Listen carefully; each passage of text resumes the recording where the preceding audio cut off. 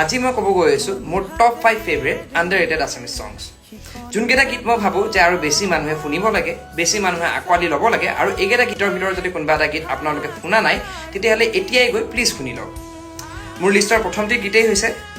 ৰাজপথেদি যেতিয়া ৰজা যায় বাই অলকেশ দত্ত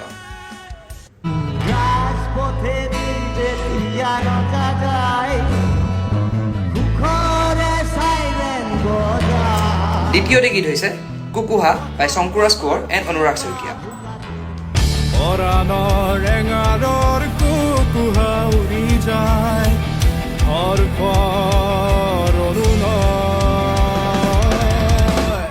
তৃতীয়টি গীত হৈছে পাহাৰীয়া ডাৱৰ বাই ৰূপম ভূঞা পাহাৰীয়া ডাৱৰে নিজানে উচুপে আকাশত বিনাৰে তৰাই 4 নম্বৰটি গীত হৈছে তুমি আৰু মই বাই প্ৰাণদীপ দাস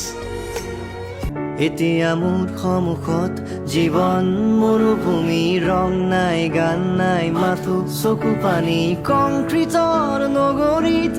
আৰু শেষৰটি গীত হৈছে অনুভৱ বাই উজ্জীৱিত বৰুৱা